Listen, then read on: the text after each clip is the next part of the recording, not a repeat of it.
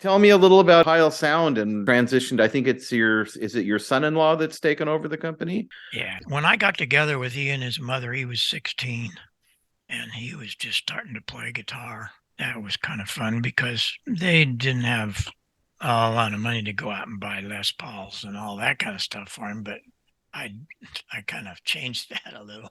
So he was playing really good in school. He had a couple of bands, garage bands and stuff. And then he went to Mizzou, got a PhD. His doctorate is in psychology, and he ended up teaching at New York University for, oh gosh, I don't know, what, 6, 7 years. And in the meantime, he was doing a lot of music stuff and staying in touch with a lot of people on the road. He's very familiar with a lot of these new bands. I'm not. You want to ask me who Townsend is, or my good buddies, Walsh, and all these guys that I work with still.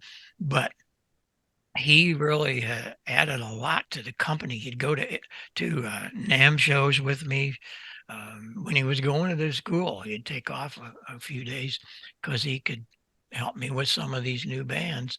Well, he comes home in 2016, would it have been? And he was in bad shape. I said, "What's the matter with you?" He said, "Obama just pulled all of our grants and I don't have a job." I said, "Really?" "Well, that's not a problem." "Well, yeah, it is." I said, "No, it isn't." I said, "You go back to Buffalo, you and Michelle. She's been working, his wife, she's been working for us for 10 years. She does all the graphics and a good job she does, but she can do that on a computer back and forth. Well, I said, "You go back and sell that house and let's go." So he comes back here and they pick out a house that was 2 blocks from where he was born. So we're starting all over.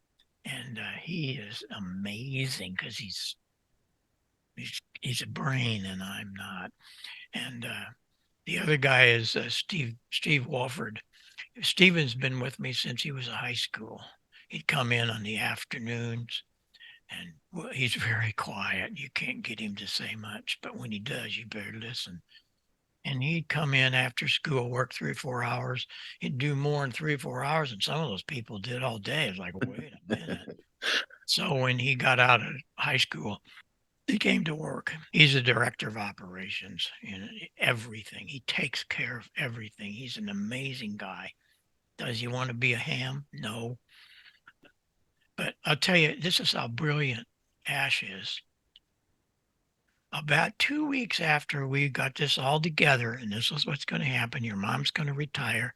I'm not retiring. I got to do all of this stuff. You have to have somebody answer these questions, and it's working really good. Okay. And it, it, it was one of those things that I didn't know exactly where it was all going, but it was looking pretty good. And about 2 weeks after all that conversation, he comes in one day and he said, "Well, I passed my test." I do what? He said, "Well, I got one of your newsletters from the radio clubs here, and I went and took the test last Saturday." I said, "Where did you get the book?" He said, "Well, I looked it up online and I took a couple of tests and I passed several, so I went and I passed." That's how damn smart he is. Okay. Good for him. He's not on the air. He said, "I really don't know that I want to be, but I want to know what's going on." It's refreshing to know. And I left there a while ago, and he's working on our other director, director of the dealer division. He doesn't have a ham ticket, but he said, "You get me that Gordon West book. I want to get my ham ticket before Dayton." I say, "Okay." So I got